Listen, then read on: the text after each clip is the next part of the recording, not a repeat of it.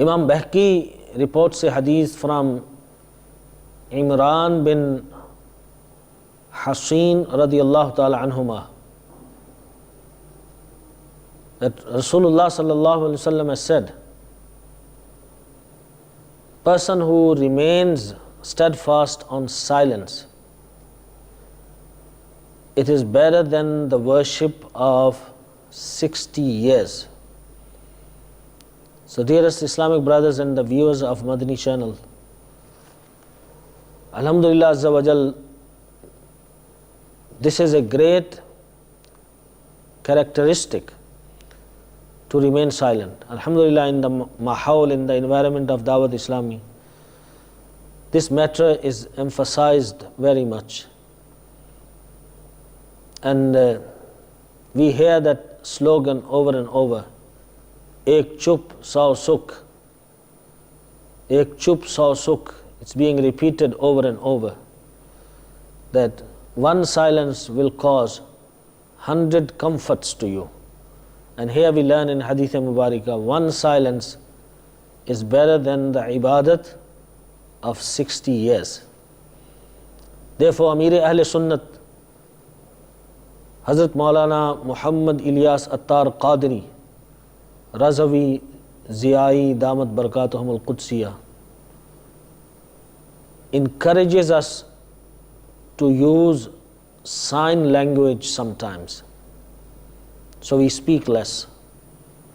And he encourages us to do some amount of talking with writings, so we can form the habit of not talking a lot or less talking, because less talking is what we need to save ourselves in the akhirah. More talking can put us into trouble.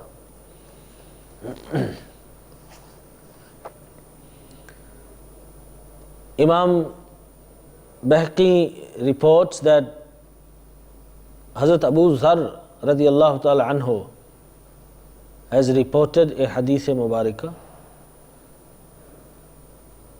He says that I said to Rasulullah sallallahu alaihi wasallam, Ya Rasulullah sallallahu alaihi wasallam, please advise me.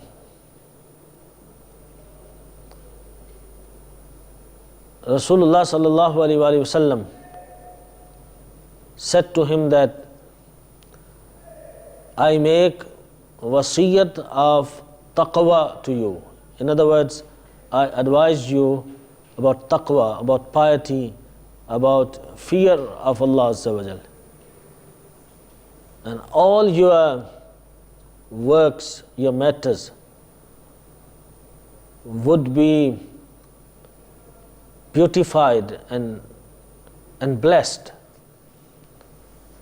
And I said, Ya Rasulullah, advise me more.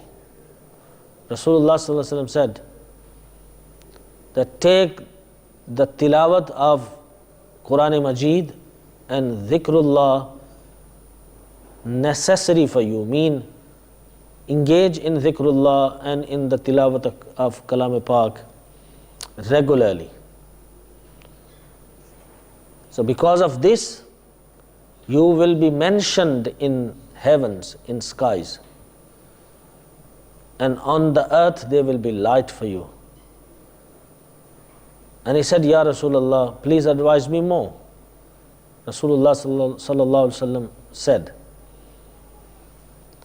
that you should adopt silence in abundance, mean try to remain silent most of the time, because by doing so you will chase shaitan away, you will push shaitan away, and you will get help on the deeni, on the religious activities and religious matters. Hazrat Abu Dharr radiyallahu ta'ala anhu says, Ya Rasulullah, advise me more. Rasulullah sallallahu alaihi wasallam said, refrain from laughing, because this kills the heart and it removes the light of the face. I said, Ya Rasulullah, advise me more. Rasulullah sallallahu alaihi wasallam said, say the truth even though the truth is bitter. I said, Ya Rasulullah, advise me more. Rasulullah sallallahu alaihi wasallam replied that, do not fear the criticism of a criticizer in the matters of Allah Azza wa Jal. In other words, in the matters of deen. I said, Ya Rasulullah, advise me more. Rasulullah sallallahu alaihi wasallam said that the one who will look towards his own faults, he will never get involved in the faults of others.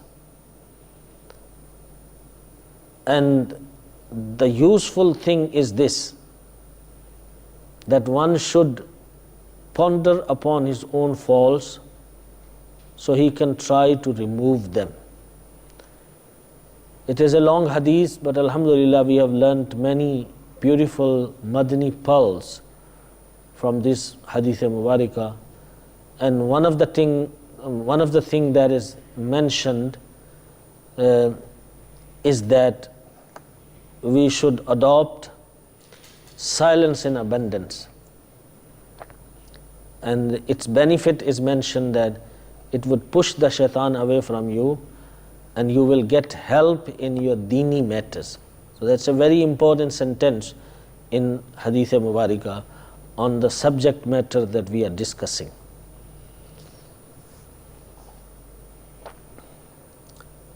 Hazrat Imam Malik radiallahu ta'ala anhu reports from Aslam that one day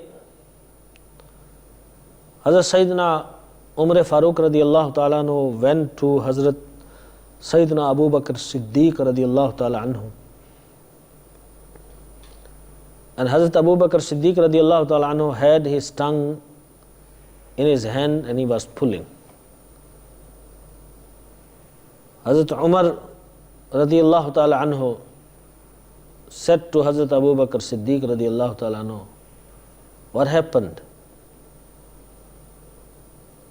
Why are you doing this? May Allah forgive you. What is wrong? Hazrat Sayyidina Abu Bakr Siddiq radiallahu ta'ala anhu replied that this tongue has put me into destructions. Although Hazrat Sayyidina Abu Bakr Siddiq radiallahu ta'ala anhu is categorical Jannati and as being Sahabi Rasul and Afdalul Khalaiq Ba'd al-Anbiya, the greatest in the creation of Allah after the Prophets alayhimus salam. And we cannot imagine that he would have been using his tongue uselessly or for the wrong reasons, or using vulgar words or backbiting or slandering. He was a person of taqwa. But still, he was so careful and he feared that the tongue puts people into trouble. And in order to educate us, he behaved in this way. That we need to do that more often and remind ourselves. Have we ever done this, what Hazrat Sayyidina Abu Bakr Siddiq radiallahu ta'ala anhu did?